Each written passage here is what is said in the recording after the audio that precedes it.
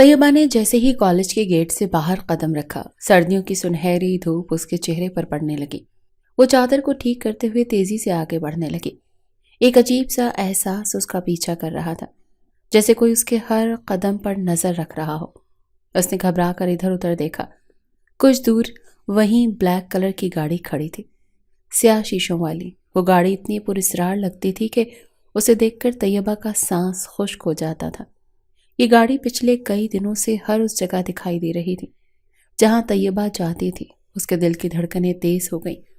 اس نے اپنی رفتار بڑھائی۔ وہ جلد از جلد گھر پہنچ جانا چاہتی تھی، لیکن جیسے ہی وہ بس اسٹاپ کے قریب پہنچی، اس کا موبائل وائبریٹ کرنے لگا۔ اس نے گھبرا کر سیل فون دیکھا۔ اسکرین پر ایک انجان نمبر جگمگا رہا تھا۔ اس نے خوفزدہ ہو کر کال کاٹ دی۔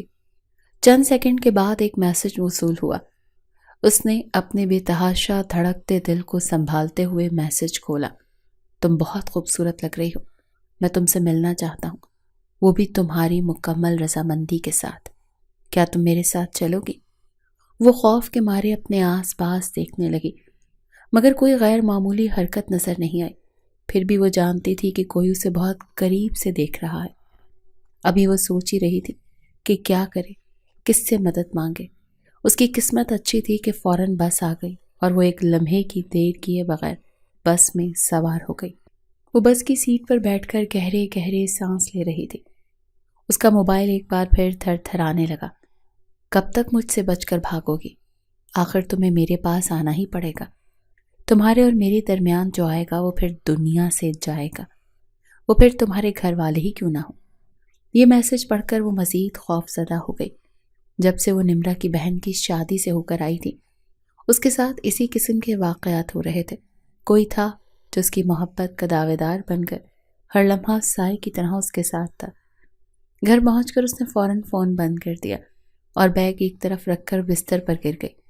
وہ گھر والوں کو اس معاملے میں گھسیٹنا نہیں چاہتی تھی۔ اسے لگ رہا تھا کہ یہ انجان شخص جو بھی ہے، اس کی بے رخی دیکھ کر خود ہی پیچھے ہٹ جائے گا۔ عالیہ بیگم اسے لنچ کے لیے بلانے آئیں تو اسے پریشان دیکھ کر اس کے قریب بیٹھ گئی۔ طیبہ، تم ٹھیک تو ہو؟ چہرہ اتنا اترا ہوا کیوں ہے؟ اس کا چہرہ سرسوں کی مانند زرد لگ رہا تھا، ایسے جیسے اس کے جسم سے خون کا آخری قطرہ تک نچوڑ لیا گیا ہو۔ جی اماں، بس تھوڑی سی تھکاوٹ محسوس ہو رہی تھی۔ اس نے کوشش کی کہ اپنی آواز کو نارمل رکھے، لیکن اس کی کانپتی ہوئی آواز بہت کچھ بیان کر رہی تھی۔ بیٹا، کوئی پریشانی والی بات ہے تو بتا دو۔ میں کئی دن سے دیکھ رہی ہوں کہ تم بہت کھوئی کھوئی سی رہنے لگی ہو۔ عالیہ بیگم نے پریشانی سے پوچھا۔ جوان لڑکیوں کی بدلی ہوئی ایک نظر تک ماں کو پریشان کر دیتی ہے۔ وہ تو پوری کی پوری بدلی ہوئی لگ رہی تھی۔ اماں، آپ بھی نہ بس پریشان ہونے کے بہانے ڈھونڈتی ہیں۔ میرے ایگزامز ہونے والے ہیں، تیاری اتنی اچھی نہیں ہے، بس اسی لیے ٹینشن ہو رہی ہے۔ طیبہ نے ماں کو مطمئن کرنے کی کوشش کی اور عالیہ بیگم مطمئن ہو بھی گئی۔ سارا دن طیبہ کا اسی کشمکش میں گزرا کہ گھر والوں کو بتائے یا نہ بتائے۔ اسی انجان عاشق کے بارے میں سوچتے سوچتے نیند کی دیوی اس پر مہربان ہو گئی۔ رات کے تیسرے پہر طیبہ کی پیاس سے آنکھ کھل گئی۔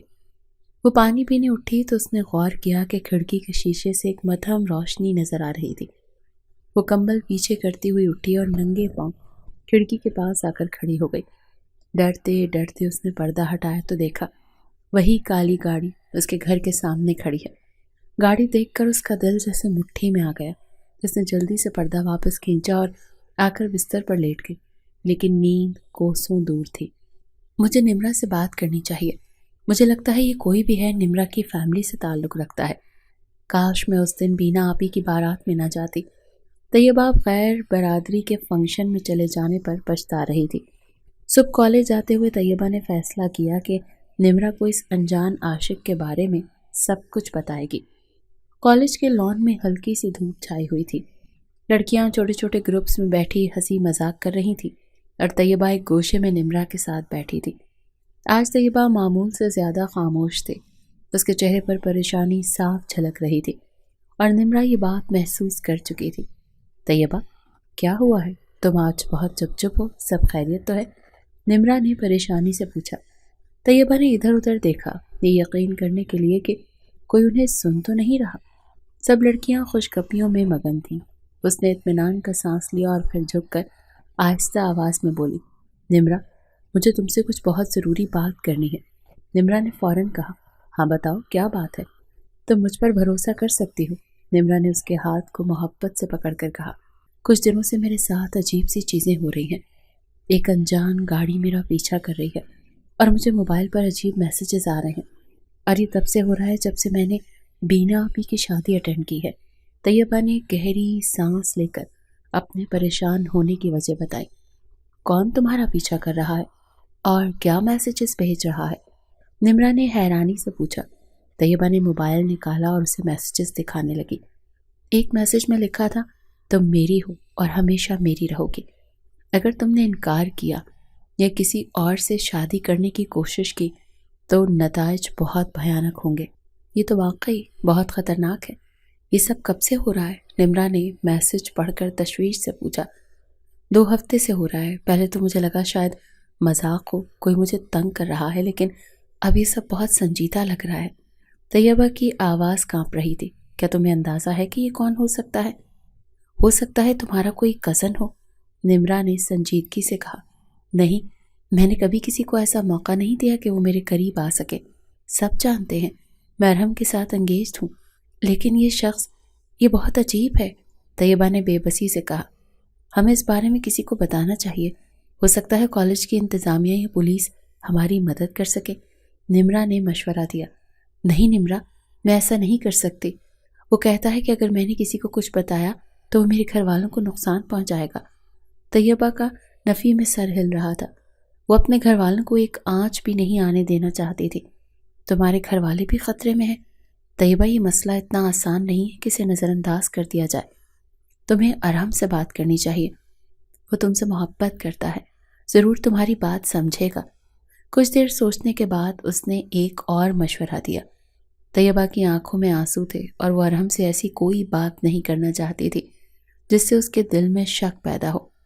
مرد کے دل میں ایک بار شک کا بیج آ جائے پھر وہ تناور درخت کا روپ دھار لیتا ہے۔ نمرا، میں سمجھ نہیں پا رہی کہ کیا کروں۔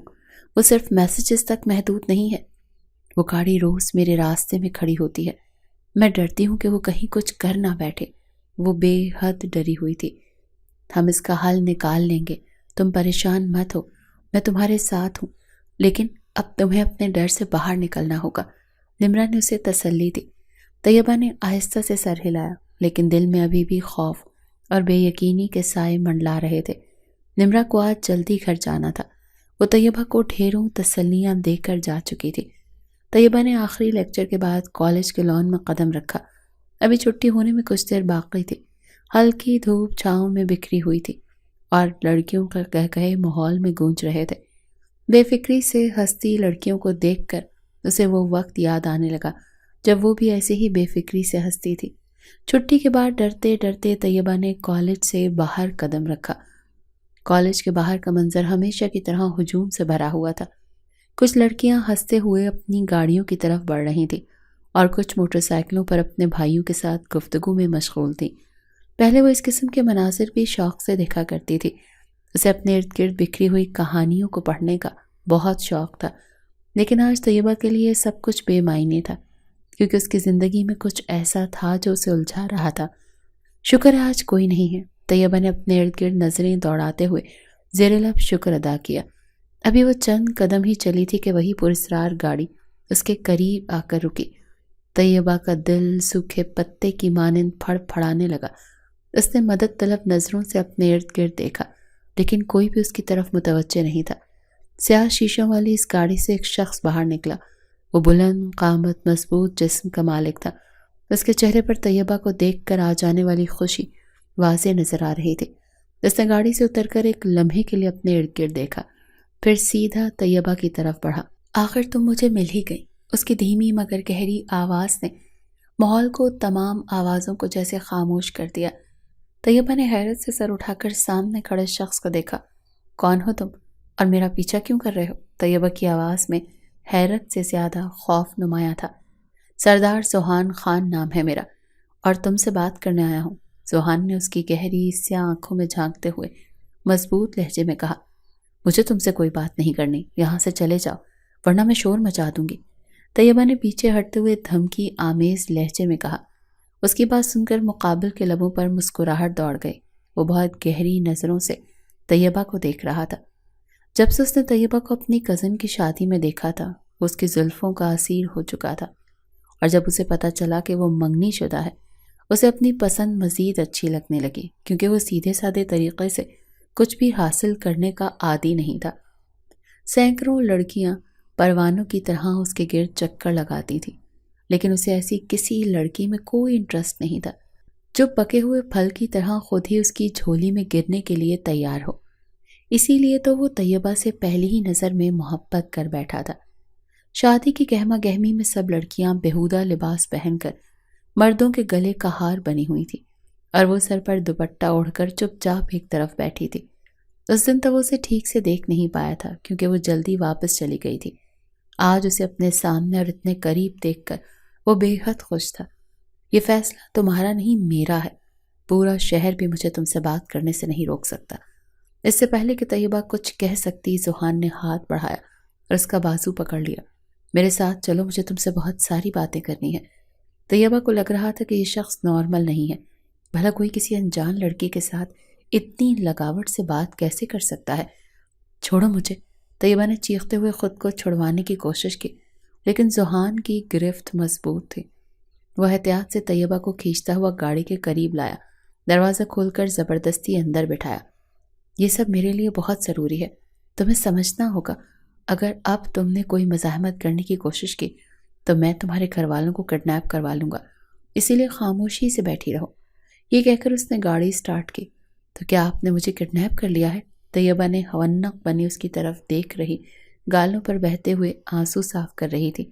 میں تو اپنی جان کو اس کا گھر دکھانے کے لیے لے کر جا رہا ہوں، ذوحان نے اس کا گال چھو کر محبت سے کہا۔ طیبہ لاشعوری طور پر ہاتھ میں پکڑے ٹیشو پیپر سے اپنا گال رگڑنے لگی۔ اس کی حرکت دیکھ کر وہ مسکرانے لگا۔ طیبہ کی انہی باتوں نے تو اسے اپنا گرویدہ کر رکھا تھا۔ گاڑی شہر کی گلیوں سے نکل کر ایک سنسان راستے پر آ گئی۔ طیبہ دل ہی دل میں دعا کر رہی تھی، لیکن اس کا خوف مسلسل بڑھ رہا تھا۔ گاڑی آخر کار ایک بڑے سے شاندار بنگلے کے سامنے رکی۔ یہ تم مجھے کہاں لے آئے ہو؟ مجھے واپس گھر جانا ہے، طیبہ نے غصے اور خوف کے ملے جلے جذبات سے کہا۔ یہ میری دنیا ہے، اور اب سے تمہاری بھی یہاں، تمہیں کسی بھی چیز کی کمی نہیں ہوگی۔ تم میرے دل کی ہی نہیں بلکہ اس گھر کی بھی ملکہ ہو۔ یہ کہہ کر ذوحان نے اس کا ہاتھ پکڑا اور اسے اندر لے گیا۔ اس بار طیبہ نے کوئی مزاحمت نہیں کی۔ وہ جانتی تھی کہ اس وقت وہ ذوحان کے رحم و کرم پر ہے۔ وہ کسی روبوٹ کی مانند اس کے ساتھ چل رہی تھی۔ بنگلے کے اندر قدم رکھتے ہی طیبہ نے محسوس کیا کہ یہ جگہ کتنی الگ ہے۔ بڑی بڑی کھڑکیاں، قیمتی فرنیچر اور ہر طرف خاموشی کا راج۔ طیبہ کا دل گھبرا رہا تھا۔ تم نے کبھی سوچا ہے کہ میں کون ہوں اور اس وقت تمہارے ساتھ کیوں؟ ذوحان نے سنجیدگی سے پوچھا۔ مجھے تم سے کوئی مطلب نہیں، مجھے گھر واپس جانا ہے، اس بار طیبہ نے چیخ کر کہا۔ یہاں اس بنگلے میں ذوحان کے ساتھ تنہا ہونے کا خیال اسے بے چین کر رہا تھا۔ وہ جلد سے جلد یہاں سے چلی جانا چاہتی تھی۔ تمہیں سچ سننا ہوگا، تم چاہو یا نہ چاہو، ذوحان نے صوفے پر بیٹھتے ہوئے کہا۔ اسے ابھی اپنے برابر میں بیٹھ جانے کا اشارہ کیا۔ کیا سچ؟ طیبہ نے حیرانی سے اس کی طرف دیکھا۔ پہلے تم بیٹھ جاؤ، تھک جاؤ گے، ذوحان نے حکمیہ لہجے میں کہا۔ تو وہ نہ چاہتے ہوئے بھی بیٹھ گئی۔ میں وہ ہوں جس نے ہمیشہ اپنے دشمنوں کو مات دی ہے، اور تم وہ ہو جس نے میرے دل کو پہلی بار مات دی ہے۔ میں تم سے شدید محبت کرنے لگا ہوں، اور یہ بات مجھے کمزور بنا رہی ہے، لیکن میں اس محبت کو یعنی تمہیں نظر انداز نہیں کر سکتا۔ ذوحان جذبات سے لبریز لہجے میں اپنی محبت کا اظہار کر رہا تھا۔ یہ محبت نہیں، زبردستی ہے۔ تم ایک کمزور لڑکی کے سامنے اپنی طاقت کا مظاہرہ کر رہے ہو۔ میرا اس وقت یہاں ہونا اس بات کی دلیل ہے، طیبہ نے نفرت سے کہا۔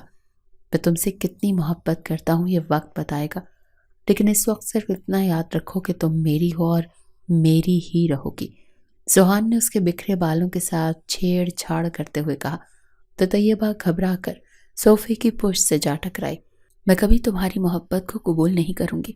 تم اپنی ہوس کو محبت کا ریپر میں لپیٹ کر میرا فائدہ اٹھانا چاہتے ہو، لیکن میں ایسا ہرگز نہیں ہونے دوں گی، طیبہ نے اٹل لہجے میں کہا۔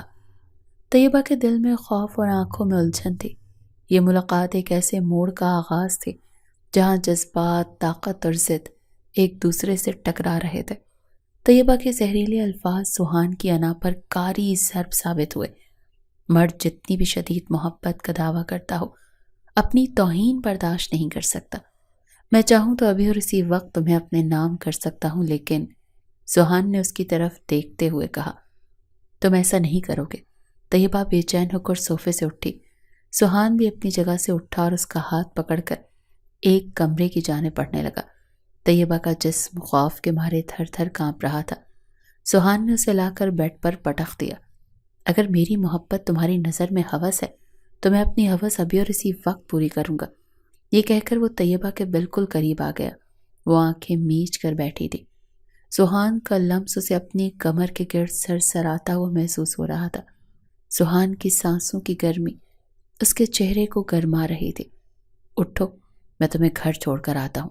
اب میں اس وقت ہی تمہارا سامنا کروں گا جب تم میرے نکاح میں ہوگی۔ میں چاہوں تو نکاح بھی آج ہی کر سکتا ہوں، لیکن میں ڈنکے کی چوٹ پر تمہیں اپنا بناؤں گا۔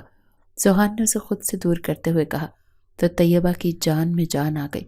وہ ایک سیکنڈ کی دیر کیے بغیر جانے کے لیے اٹھ کھڑی ہوئی۔ گھر آنے کے بعد طیبہ کے ذہن میں صرف ایک ہی بات تھی، سوہان کی زبردستی سے چھٹکارا پانا۔ وہ جانتی تھی کہ ارحم کے ساتھ نکاح ہی اس سب سے نکلنے کا واحد راستہ ہے۔ وہ اس وقت سوہان کے جبر میں جکڑی ہوئی تھی۔ آج اس کے کڑے تیور دیکھ کر طیبہ نے ارحم سے بات کرنے کا فیصلہ کیا، کیونکہ اسے لگ رہا تھا کہ وہ اکیلی اس معاملے کو ہینڈل نہیں کر سکتی۔ اگلے دن جب طیبہ کی ملاقات ارحم سے ہوئی تو اس نے اپنا دل کھول کر ارحم کے سامنے رکھ دیا۔ وہ اس سے کچھ بھی چھپانا نہیں چاہتی تھی۔ وہ رشتوں کے معاملے میں بہت فیئر تھی۔ ارحم، مجھے تم سے ایک بات کرنی ہے۔ میری بات سن کر جو تمہارا ری ایکشن ہوگا وہ ہماری محبت کی داستان کو مکمل کرے گا یا پھر محبت بھرے دو دلوں کو ہجر کا پروانہ تھما دے گا۔ طیبہ نے نظریں جھکا کر آہستہ سے کہا، محبت کا مطلب صرف اظہار کرنا نہیں ہوتا یا پھر جسم کا حصول محبت نہیں۔ محبوب کو زمانے کے سرد و گرم سے محفوظ رکھنا محبت کی معراج ہے۔ جو بھی بات ہے تم بغیر ہچکچائے مجھے بتا سکتی ہو۔ میں ہر قدم پر تمہارا ساتھ دوں گا۔ ارحم کی باتیں سن کر طیبہ کی آنکھیں بھر آئیں۔ وہ جانتی تھی کہ ارحم محبت کے معاملے میں ایسا ہی تھا۔ منگنی کے بعد بھی اس نے عام مردوں کی طرح اس سے کبھی کوئی گھٹیا ڈیمانڈ نہیں کی تھی۔ اسے اچھی طرح یاد تھا اس کی پڑھائی کو لے کر بھی اس نے اپنے ماموں یعنی اس کے بابا کے سامنے اس کا مقدمہ بہت ہی جاں فشانی سے لڑا تھا۔ فرید صاحب لڑکیوں کی پڑھائی کے حق میں نہیں تھے، جبکہ طیبہ کو پڑھنے کا جنون تھا۔ یہی وجہ تھی کہ وہ آج بھی اپنا مسئلہ لے کر ارحم کے پاس آئی تھی۔ طیبہ آہستہ آہستہ اس سے سب کچھ بتانے لگی۔ میں سوہان سے چھٹکارا پانا چاہتی ہوں اور میں سمجھتی ہوں کہ تمہارے ساتھ نکاح کرنے سے ہی میں اس گھٹیا شخص سے چھٹکارا حاصل کر پاؤں گی۔ تم سے نکاح کر کے میں سوہان کو دھمکیوں سے آزاد ہو جاؤں گی۔ اگر بابا کو اس سب کے بارے میں بھنک بھی پڑ گئی، وہ مجھے زندہ نہیں چھوڑیں گے۔ طیبہ اپنی بات مکمل کر کے اس کی طرف دیکھ رہی تھی۔ اس نے سوہان کے گھر جانے والی بات ارحم کو نہیں بتائی تھی۔ اس کی باتیں سن کر ارحم خاموش ہو گیا اور طیبہ کا دل ہولنے لگا۔ مرد کے دل میں جو پودا سب سے پہلے جڑ پکڑتا ہے وہ شک کا پودا ہوتا ہے۔ اسے نمرہ کی کہی بات یاد آ گئی۔ ارحم، کچھ تو بولو، تمہاری خاموشی مجھے ڈرا رہی ہے۔ کیا تمہیں مجھ پر ٹرسٹ نہیں ہے؟ طیبہ نے بے تابی سے پوچھا۔ طیبہ، مجھے تم پر خود سے بھی زیادہ ٹرسٹ ہے۔ میں تمہیں کبھی سوہان کے جبر میں نہیں آنے دوں گا، لیکن ہمیں یہ فیصلہ بہت سوچ سمجھ کر کرنا چاہیے، کیونکہ ہماری زندگی کا اہم ترین فیصلہ ہوگا۔ میں تم سے نکاح کرنے کے لیے تیار ہوں، لیکن گھر والوں کو تم کیسے سمجھاؤ گے؟ تمہارے ایگزامز ہونے والے ہیں، وہ جلد بازی کی وجہ ضرور پوچھیں گے۔ مابو جان تو ویسے بھی بال کی کھال نکالنے کے عادی ہیں۔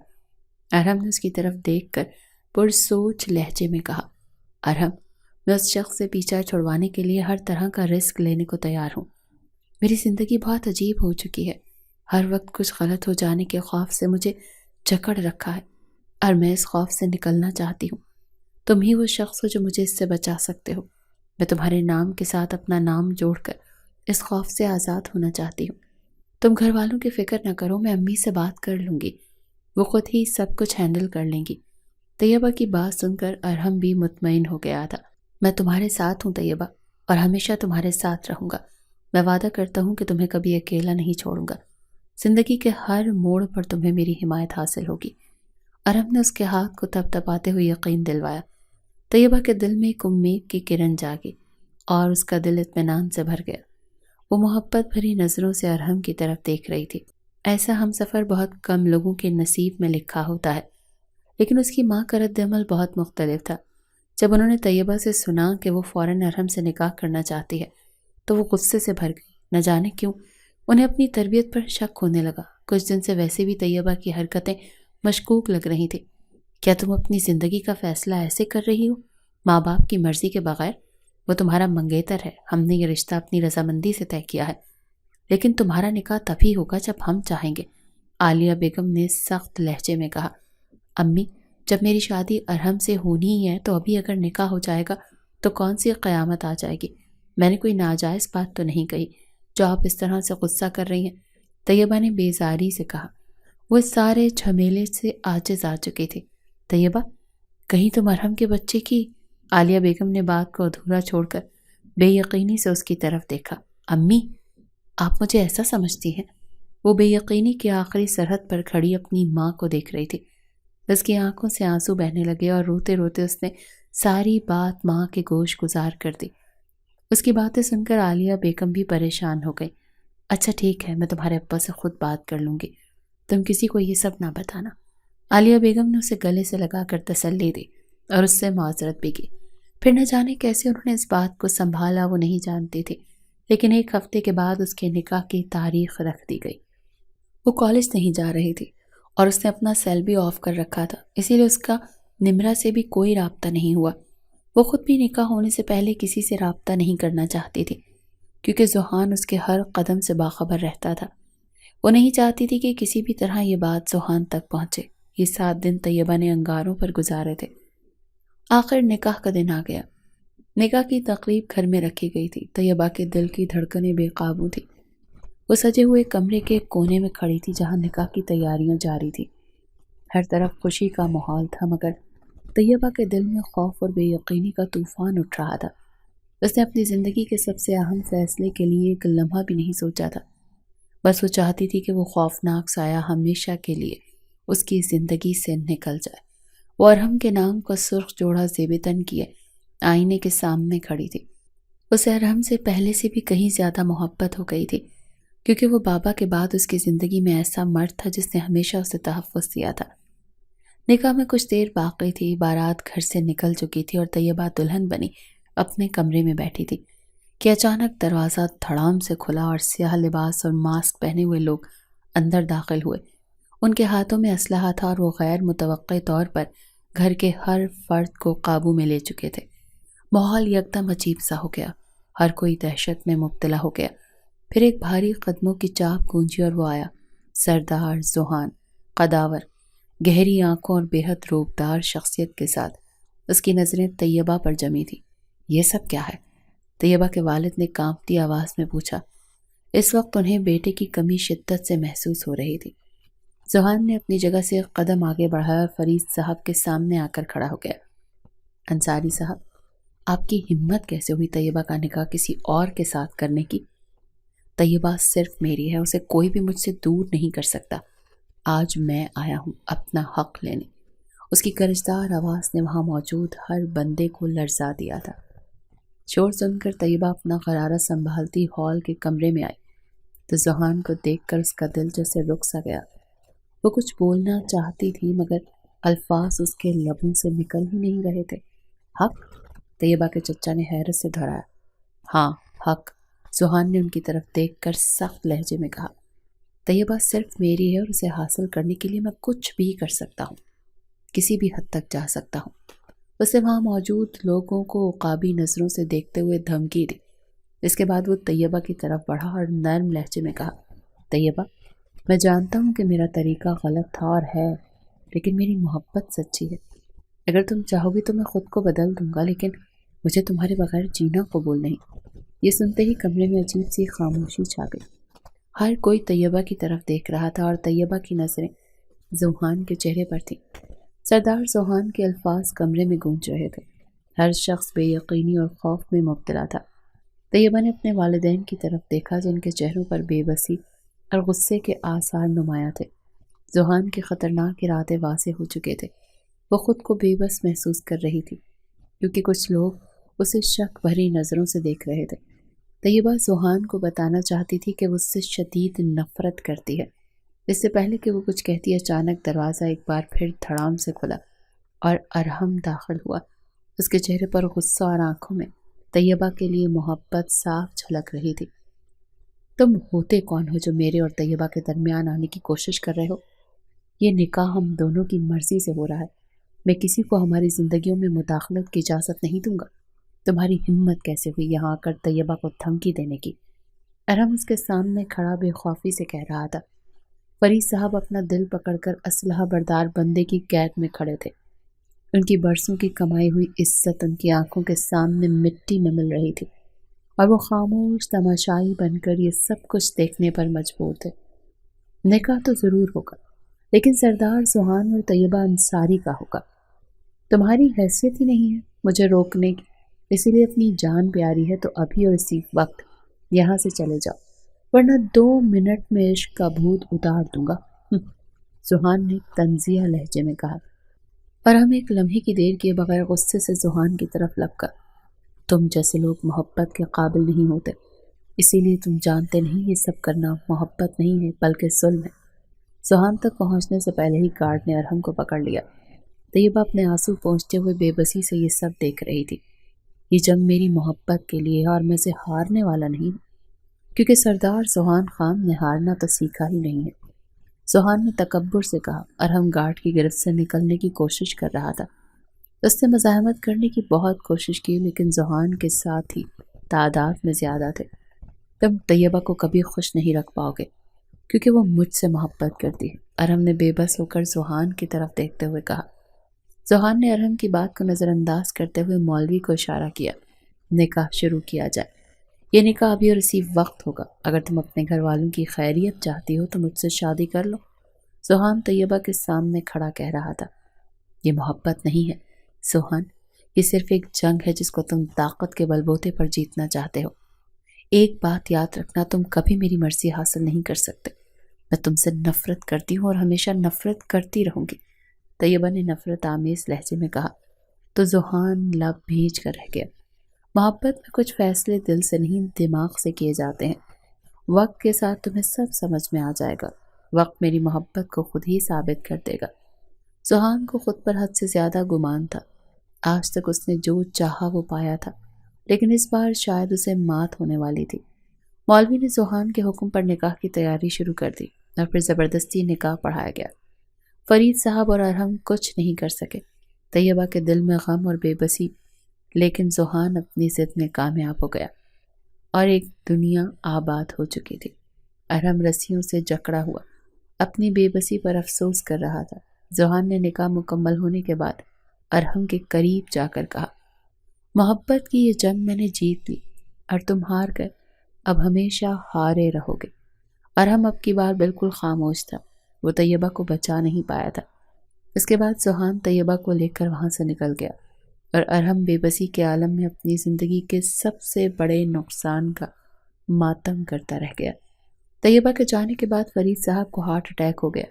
ارحم سب کچھ بھول کر انہیں لے کر ہاسپٹل جانے لگا۔ بیٹی کے اس طرح سے رخصت ہونے کے بعد کون باپ ٹھیک رہ سکتا ہے؟ نورین بیگم بھائی کی حالت دیکھ کر رونے لگی۔ عالیہ بیگم کا بھی رو رو کر برا حال تھا۔ کچھ دیر پہلے جہاں خوشیاں ٹہلتی پھر رہی تھیں، اب وہاں اداسی پر پھیلا کر بیٹھی تھی۔ رات کی تاریکی ہر طرف پھیلی ہوئی تھی۔ طیبہ اس بیڈ پر بیٹھی اپنی قسمت پر آنسو بہا رہی تھی، جہاں سے کچھ دن پہلے بچ کر چلی گئی تھی۔ سوہان صوفے پر بیٹھا اسموکنگ کرنے میں مصروف تھا۔ وہ بہت خوش نظر آ رہا تھا۔ کمرے میں چاروں طرف دبیز پردے لگے ہوئے تھے۔ ہر طرف خاموشی کا راج تھا، جیسے یہ خاموشی طیبہ کے ساتھ مل کر اس کی بربادی پر رو رہی تھی۔ طیبہ کا چہرہ سفید دیوار کے سامنے کسی قیدی کے سامنے مانند نظر آ رہا تھا۔ اس کی آنکھوں میں خوف اور نفرت کے جذبات واضح جھلک رہے تھے۔ اس نے آنکھیں اٹھا کر سوہان کی طرف دیکھا۔ اس کی آنکھوں میں ضد اور جیت کا غرور تھا۔ کچھ دیر اسی خاموشی کی نظر ہو گئی، پھر سوہان صوفے سے اٹھا اور اس کے قریب آ کر بیٹھ گیا۔ اب تم میری بیوی ہو طیبہ، تمہیں یہ حقیقت قبول کرنی ہوگی۔ آج ہم دونوں کے ایک ہو جانے کی رات ہے۔ سوہان نے اس کا ہاتھ پکڑ کر مخمور لہجے میں کہا۔ اس کا لمس محسوس کر کے طیبہ کی نفرت مزید بڑھ گئی۔ میری مرضی کے بغیر تم کچھ بھی نہیں کر سکتے سوہان، میں تمہیں کبھی دل سے قبول نہیں کروں گی، اسی لیے میرے قریب آنے کی کوشش بھی مت کرنا۔ میں اس زبردستی کے نام نہاد نکاح کو نہیں مانتی جس کی وجہ سے تم مجھ سے بیوی والے حقوق مانگ رہے ہو۔ طیبہ نے اس کا ہاتھ جھٹک کر تنفر سے کہا۔ اس کا یہ انداز دیکھ کر سوہان کا چہرہ تن گیا۔ اس کی آنکھوں میں ایک لمحے کے لیے شدید غصے کی پرچھائی لپ کی، لیکن فوراً ہی اس نے اپنے غصے پر قابو پا لیا۔ تم میری بیوی ہو، میں تم سے اپنا حق مانگ نہیں رہا بلکہ وصول کرنا چاہتا ہوں۔ میں بس چاہتا ہوں یہ حق تم مجھے محبت سے دو۔ سوہان نے نرمی دکھانے کی کوشش کی، لیکن طیبہ کی آنکھوں میں موجود دکھ اور نفرت کا سمندر اسے بے چین کر گیا۔ میں طیبہ کی ساری شکایتیں دور کر دوں گا، اس نے دل میں ارادہ کیا۔ رات دھیرے دھیرے بیت رہی تھی، لیکن ان دونوں کے درمیان کشمکش ختم ہونے کا نام نہیں لے رہی تھی۔ سوہان نے طیبہ کے قریب ہونے کی کوشش کی، لیکن طیبہ نے فوراً پیچھے ہٹ کر اپنی نفرت کا اظہار کر دیا۔ تم نے میری زندگی برباد کر دی سوہان، میرے گھر والوں کو بے عزت کیا، میں تمہیں کبھی معاف نہیں کروں گی۔ مجھے زبردستی قید کر کے تم کبھی میرا دل نہیں جیت سکتے، میں تمہیں اپنے قریب نہیں آنے دوں گی، تم یہ نکاح کرنے پر پچھتاؤ گے، طیبہ نے دھمکی آمیز لہجے میں کہا تو سوہان کا غصہ ابل پڑا۔ وہ جھکا اور طیبہ کی کلائی تھام لی۔ میں تمہیں خود سے ایک پل بھی دور نہیں ہونے دوں گا، اور آج کی رات تم بالکل بھی نہیں۔ اور پھر ایسا ہی ہوا، جیسے طیبہ کی مرضی کے بغیر نکاح ہوا تھا ویسے ہی باقی سب کچھ بھی ہو گیا، اور وہ کچھ نہیں کر سکی۔ طیبہ کا دل زخموں سے بھرا ہوا تھا، اور ہر لمحہ سوہان کے لیے اس کی نفرت کو گہرا کر رہا تھا۔ وہ ہر وقت سوہان سے دور رہنے کی کوشش کرتی اور کمرے میں بند رہتی۔ سوہان نے اسے خوش کرنے کے لیے بہت کچھ کیا، قیمتی تحائف، نرم الفاظ، یہاں تک کہ موعظت کرنے کی کوشش بھی کی، لیکن طیبہ کے دل میں موجود زخم اتنے گہرے تھے کہ وہ کسی بھی چیز سے مندمل نہیں ہو سکتے تھے۔ وہ اپنے گھر جانا چاہتی تھی، اپنے ماں باپ سے ملنا چاہتی تھی، لیکن سوہان نے اسے قید کر رکھا تھا۔ وہ اپنے ماں باپ سے ملنے کے لیے تڑپ رہی تھی۔ یہی وجہ تھی کہ ہر گزرتے دن کے ساتھ اس کی نفرت بھی بڑھتی جا رہی تھی۔ سوہان کی جیت ایک کھوکھلی فتح بن چکی تھی۔ وہ طیبہ کو اپنی زندگی کا حصہ بنانے کی ضد میں سب کچھ ہار چکا تھا، خاص طور پر اپنا سکون۔ طیبہ کی سرد مہری اور لا تعلقی سوہان کے دل میں عجیب سی بے چینی پیدا کر رہی تھی۔ وہ جانتا تھا کہ اس نے طیبہ کو زبردستی اپنی زندگی میں شامل کر کے ایک ناقابل تلافی غلطی کی ہے، لیکن اب اس کے پاس واپسی کا کوئی راستہ نہیں تھا۔ اپنے کمرے کی کھڑکی سے باہر دیکھتے ہوئے طیبہ اکثر سوچتی تھی کہ کیا کبھی اس کی زندگی میں روشنی کا کوئی لمحہ آئے گا۔ اس کے دل میں سوہان کے لیے نفرت کی جڑیں اتنی گہری ہو چکی تھی کہ وہ اب اس کی کسی بھی بات پر یقین نہیں کر سکتی تھی۔ سوہان جو خود کو فاتح سمجھ رہا تھا، اب اس حقیقت کا سامنا کر رہا تھا کہ محبت کو زبردستی سے نہیں جیتا جا سکتا، لیکن وہ اپنی انا کے ہاتھوں مجبور ہو کر آج بھی طیبہ کو تکلیف پہنچا رہا تھا۔ طیبہ کو اس کی قربت سے نفرت تھی، لیکن وہ اپنا حق سمجھ کر اس کی مرضی کے بغیر اس کے قریب آتا۔ رات کی تاریکی میں ان دونوں کی زندگی کے سوالات الجھتے جا رہے تھے، اور صبح کی روشنی میں ان کے مستقبل کے لیے کوئی امید لے کر آتی دکھائی نہیں دے رہی تھی۔ رات کی گہری خاموشی میں طیبہ سوچوں کے گہرے سمندر میں غرق تھی۔ سوہان کی زبردستی اور اس کے بدلے میں اپنی بے بسی نے اسے اندر سے توڑ دیا تھا۔ وہ اکثر سوچتی تھی کہ سوہان کو اس کے نکاح کا کیسے پتہ چلا۔ اگر اس دن ارحم سے اس کا نکاح ہو جاتا تو سوہان کچھ بھی نہ کر پاتا، اور پھر ایک اتفاقیہ سن لی جانے والی گفتگو نے طیبہ کی زندگی کا یہ پہلو بے نقاب کر دیا تھا۔ اس نے نمرہ کو سوہان کے ساتھ فون پر بات کرتے ہوئے سن لیا۔ وہ دونوں ویڈیو کال پر ایک دوسرے کی اصلیت بتا رہے تھے۔ وہ سوچ بھی نہیں سکتی تھی کہ اس کی سب سے اچھی دوست اس کو یوں دھوکہ دے گی۔ سوہان اور نمرہ آپس میں کزن تھے، اور نمرہ نے ہی سوہان کو طیبہ کا نمبر بھی دیا تھا، کیونکہ نمرہ ارحم سے شادی کرنا چاہتی تھی۔ سوہان اور طیبہ تو صرف ایک مہرہ تھے۔ ارحم سے تعلق ختم کرانے کے لیے مجھے تمہاری مدد کی ضرورت تھی، لیکن تم شاید میرے ساتھ غلط بیانی کرتے رہے، تم طیبہ سے محبت کرنے لگے تھے۔ خیر مجھے اس بات سے کوئی مسئلہ نہیں کیونکہ میرا کام تو ہو گیا۔ ارم اس وقت اتنا دل گرفتہ ہے کہ میرے قریب آنے پر مجبور ہو گیا ہے۔ اگر تم طیبہ سے نکاح نہ کرتے تو شاید ارحم کبھی میری طرف متوجہ نہ ہوتا۔ شکر ہے کہ میں نے وقت پر تمہیں نکاح کے بارے میں بتا دیا۔ نمرا بہت خوش نظر آ رہی تھی۔ نمرا تم نے جو طیبہ کے ساتھ کیا وہ تمہارے لیے آسان تھا، لیکن میں اس کا بوجھ کب تک اٹھاتا رہوں گا؟ وہ مجھ سے نفرت کرتی ہے اور میں اس کے محبت بھرے لمس کے لیے ترس رہا ہوں، زوہان نے پریشانی سے کہا۔ نفرت اور محبت کا کھیل کھیلنا سیکھ لو زوہان، تم نے جو کیا وہ ہماری جیت کے لیے تھا۔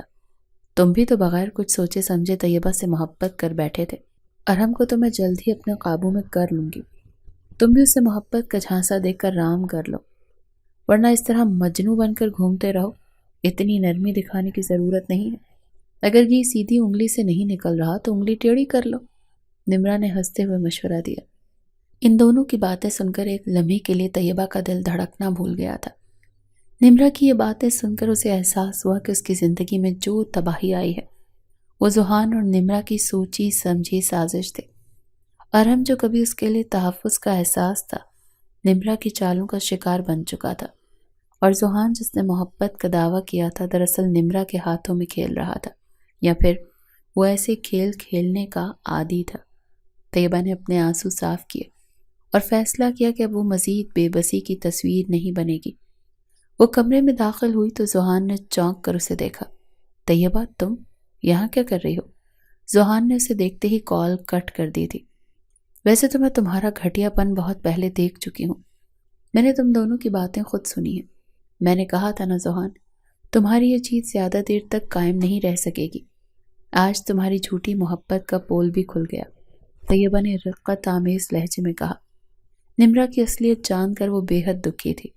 زوہان خاموش تھا، اس کے پاس طیبہ کی باتوں کا کوئی جواب نہیں تھا۔ زوہان تمہیں کیا لگتا ہے تم نے مجھے توڑ دیا ہے؟ نہیں، اب میں اپنی زندگی تم جیسے لوگوں کی قید میں نہیں گزاروں گی۔ میں اپنی آزادی اور حق کے لیے لڑوں گی، چاہے اس کے لیے مجھے کچھ بھی کرنا پڑے۔ یہ کہہ کر طیبہ کمرے سے ہی نہیں بلکہ زوہان کے گھر سے ہی چلی گئی۔ زوہان نے ڈرائیور کے ساتھ اسے اس کے گھر بھجوا دیا۔ وہ طیبہ کو وقت دینا چاہتا تھا اور خود کو بھی۔ طیبہ کی آنکھوں سے گرا ہوا ایک ایک آنسو سے پچھتاوے کے جنگل میں دھکیل رہا تھا۔ اب وہ مزید طیبہ کو زبردستی اپنے ساتھ نہیں رکھنا چاہتا تھا۔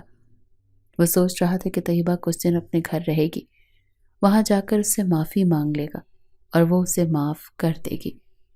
جبکہ طیبہ نے فیصلہ کر لیا کہ وہ نمرا اور زوہان کے خلاف کھڑے ہو کر اپنی زندگی کو دوبارہ اپنی مرضی کے مطابق بنائے گی۔